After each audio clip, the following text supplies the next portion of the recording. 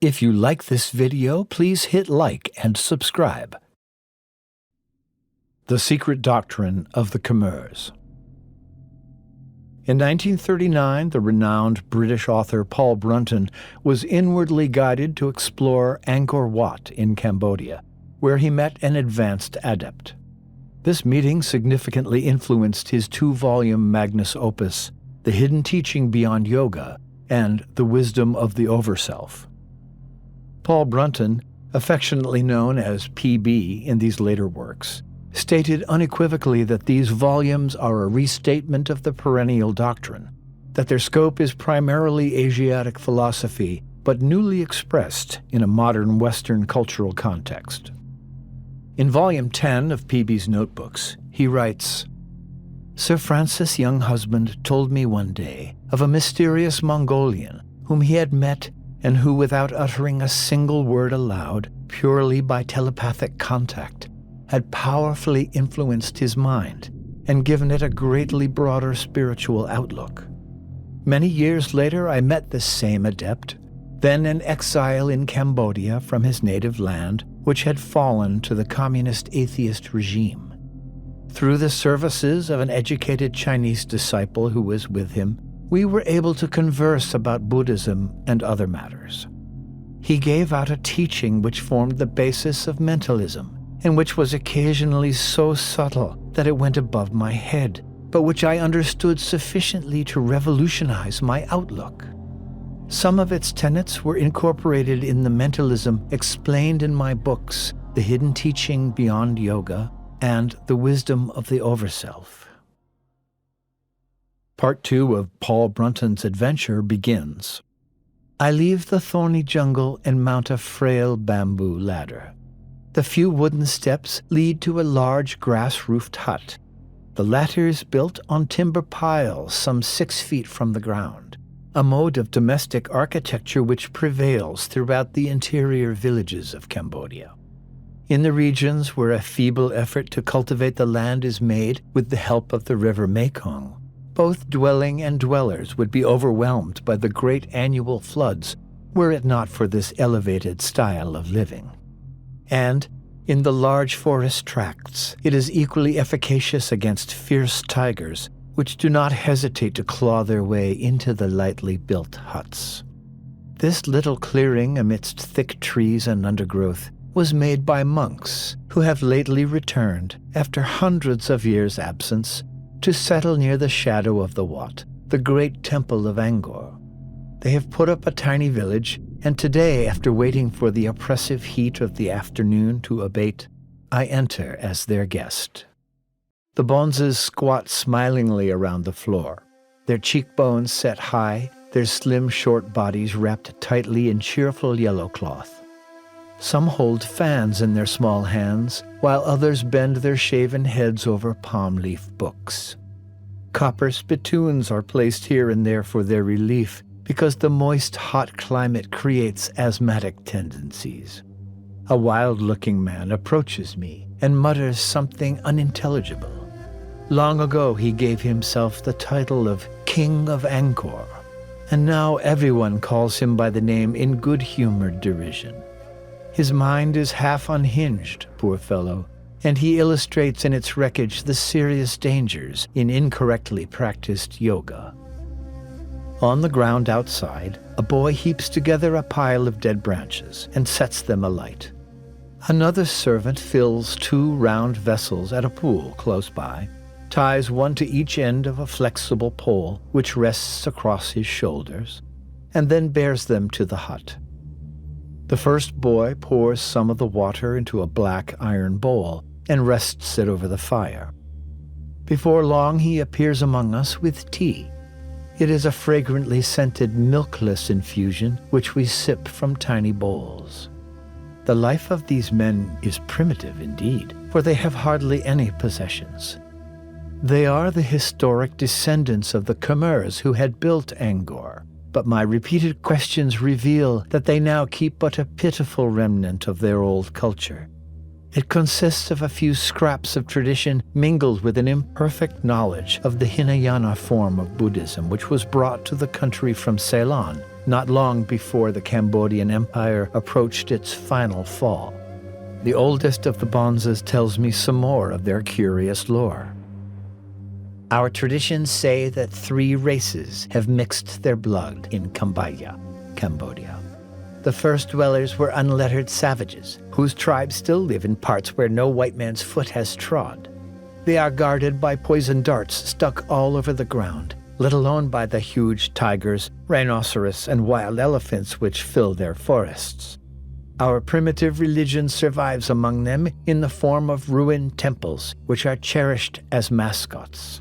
This religion, together with a government, was given us by the great sage ruler Svayambhuva, who came across the Western Sea. He established the worship of Brahma, the supreme being. The other races who settled here were the Indian and Chinese. Brahmin priests became powerful and taught our kings to add the worship of the gods Shiva and Vishnu, and to make Sanskrit a second court language. Such was their power that even today, after our country has been purely Buddhist for many hundreds of years, their direct descendants conduct all important ceremonials for our king according to Hindu rituals. You have seen in the royal palace in Phnom Penh a sword made of dark steel inlaid with gold. It is guarded day and night by these Brahmins. We believe that if the slightest rust appears on the blade, disaster will come to the Khmer people. That sword belonged to our great King Jayavarman, who built the grand temple of Angkor, spread the limits of our empire far and wide, yet kept his mind in control like a sage. He knew the secrets of both Hinduism and Mahayana Buddhism, which dwelled in friendship side by side in our country. Indeed, the Mahayana was spread among us even before it reached China. The afternoon passes. The magic of the evening sun begins to work. We adjourn to a larger structure for the evening rites. While joss sticks burn freely before the gilded image of their faith, and long litanies are softly chanted, I leave the assembly and settle down in the great temple of Angkor to savor its sanctified darkness. I hold to the modern attitude, which has proved so significant in science, that the era of mystery-mongering is past, that knowledge which is not verifiable cannot be received with certitude, and that overmuch profession of the possession of secrets opens the door to imposture and charlatanry. He who is unable to offer adequate evidence has no right to the public ear.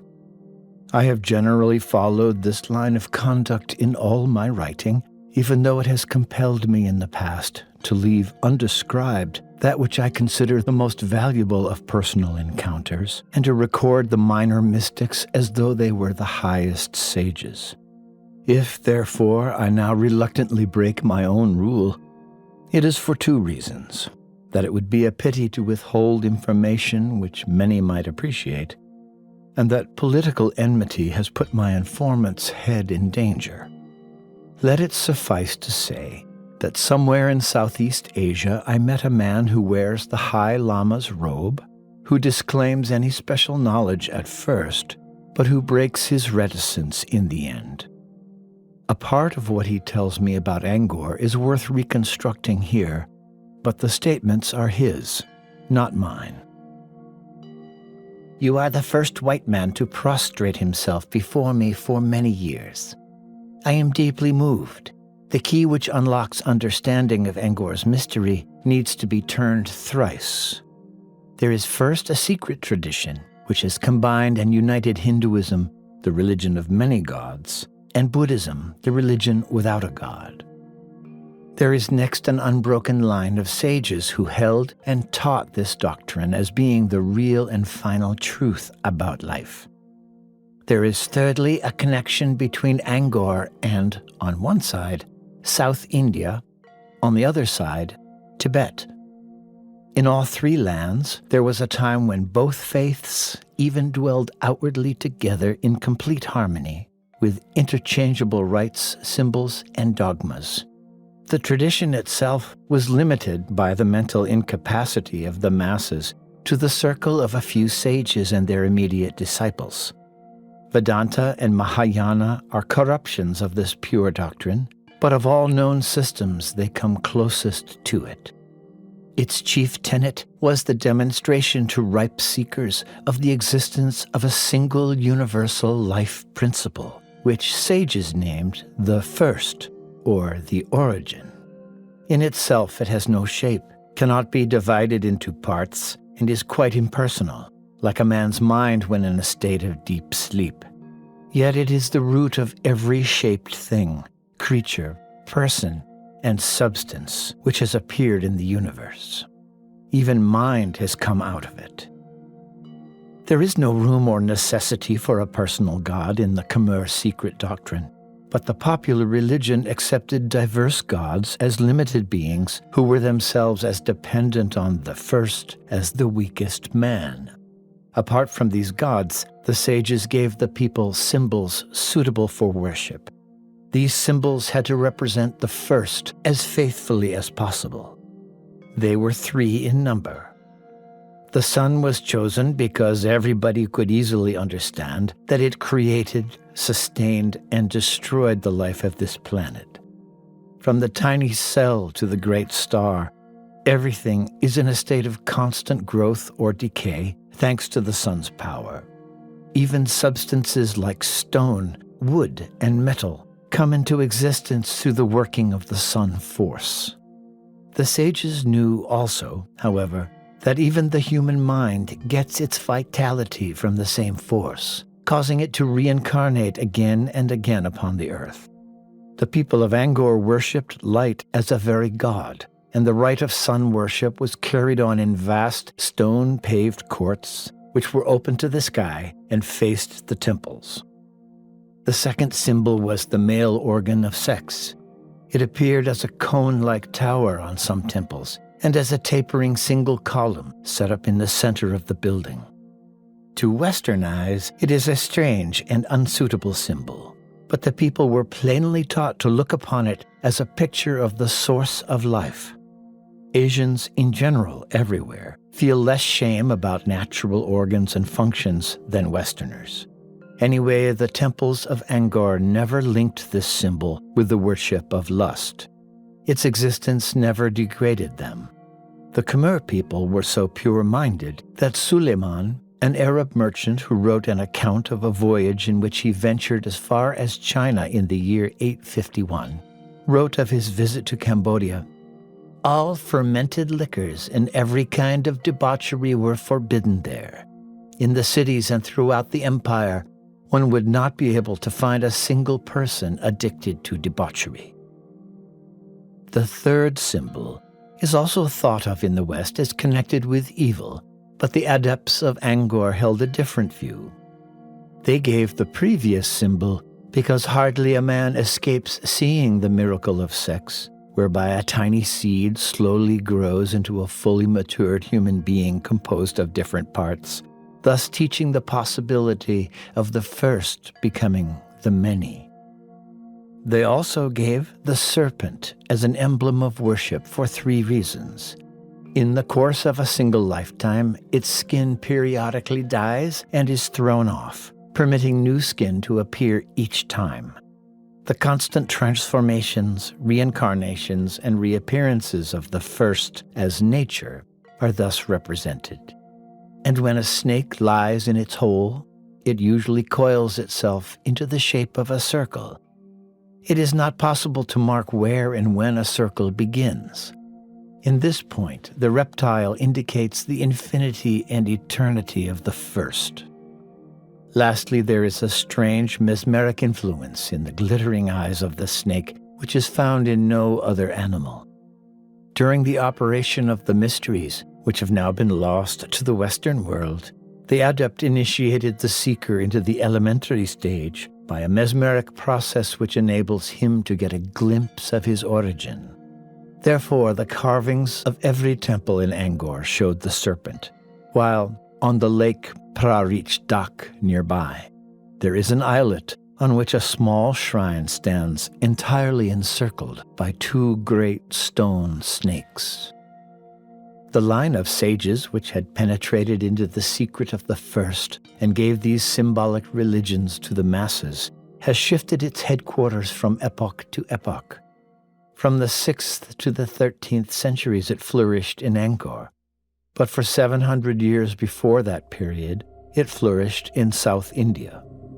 Reminders of this earlier center exist in plenty in the architectural forms and sculptural details. Even the Sanskrit used by the Brahmin priests in Cambodia is of Pallava, South Indian origin. But the wheel of karma turned. The Cambodian Empire declined and disappeared with a rapidity which outran the fall of the Romans. The rulers were dazzled by wealth and conquest and failed to heed the advice of the sages. The latter withdrew and migrated to Tibet. You asked me if they are the same adepts as those spoken of by H.P. Blavatsky. When she was a girl and fled from her husband, she accidentally met a group of Russian Buddhist Kalmucks who were proceeding by a roundabout route on the pilgrimage to the Dalai Lama of Tibet. She joined the caravan as a means of escape from her husband. One of them was an adept. He took care of her and protected her and brought her to Lhasa. She was initiated in due course into the secret tradition. She visited other parts of Tibet and also India. Before the existence of the Angkor ruins was known in the West, she was sent there to continue her studies and to receive a certain contact by meditation in the temples. HPB went, but experienced great difficulty in traveling through the uncleared jungle. However, she bravely suffered all discomforts. Later, she was introduced to a co-disciple who eventually became a High Lama and a personal advisor to the Dalai Lama. He was the son of a Mongolian prince, but for public purposes took the name of the Thunderbolt, that is, Dorje. On account of his personal knowledge of and interest in Russia, he gradually altered it to Dorjef.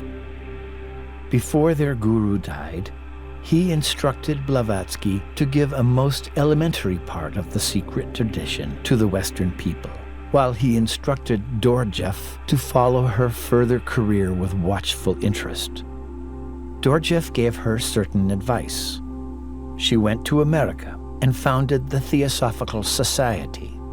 Her guru had forbidden her to give out his name. Moreover, she knew much more of the teachings than she revealed, but she was always fearful of saying too much, so she constantly created what she called blinds and wrapped her truthful secrets in imaginary clothes. I may say no more. However, the poor woman was unjustly maligned by her enemies. Her sole desire was to help humanity. They could never understand her peculiar character nor her Oriental methods. Her society did an enormous service to people by opening their eyes to Eastern truths, but its real mission is over, hence its present weak condition.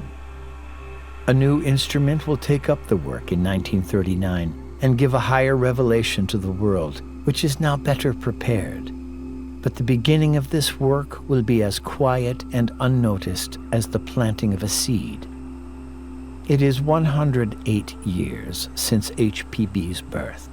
There are 108 steps on the path to nirvana. Amongst all the yogis of the Himalaya, 108 is regarded as the most sacred number. It is also Kabbalistically connected with the year 1939 in a most important way. Therefore, this year will witness the departure of the adepts from Tibet. Their location was always a secret. Even most of the High Lamas never knew it. Tibet has lost its value for them. Its isolation had begun to disappear rapidly, and its rulers no longer respond faithfully to them. They leave Tibet 700 years after their arrival. My rambles come to an end at its starting point. Now I penetrate the interior of the Wat. A vestibule leads to open courtyards, alleys, and shrines. In one sanctuary, an assemblage of many statues lies scattered. It is the shrine of the 1,000 Buddhas. The place is torpid, environed by vague silence and undefined sadness. Under a covered gallery, I find a flight of steps which lead to an upper floor. Here the light is poorer still, as befits the monastic chambers which lie around. The monks who lived here chose their habitation well. Once again, I ascend an old stairway. It is set at an angle so close to vertical that the climb is dangerous and difficult. Moreover, it is double the height of the last one. The old Khmers must have used ropes or wooden handrails to assist their exertions. By the light of barred windows, I see the sign of the sacred elephant, symbol of eternity and mystic wisdom, again repeated on the walls. I discover that I have reached the highest story. It is unfortunate that the Wat is the best preserved and least ruined of all the Khmer fanes. The Cambodian sculptors clearly worked on these walls after the blocks were already in position. They cut delicately and shallowly into the fine sandstone to make these polished low reliefs, and they worked so hard that hardly any available surface was left untouched.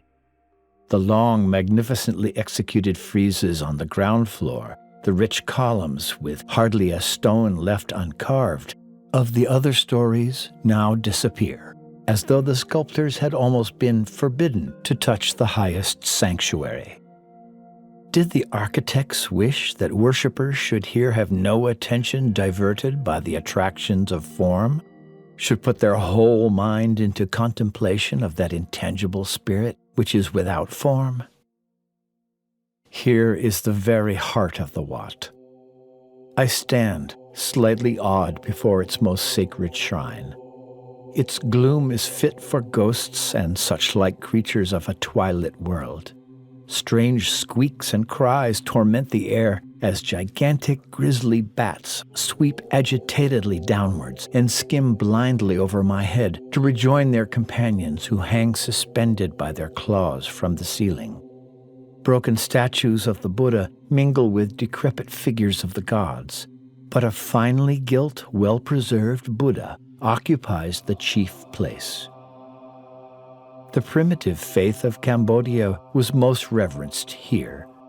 How many multitudes of kneeling adorers have you seen, O shrine? Yet most saw you from afar, for the common herd were not permitted to penetrate to this point. The chief sanctuary on the third top floor of the temple. I squatted at several paces in front of the shrine, where a standing gold-lacquered Buddha was with one hand raised in a world blessing. At his feet reclined another statue, the dying Buddha, unpainted, with one hand under his head, and behind him 3 small bodhisattvas paying respectful homage to their master. Very soon, lulled by the peace of the sanctuary and sensitive to its extraordinary subtle power, I unified myself with that Buddha.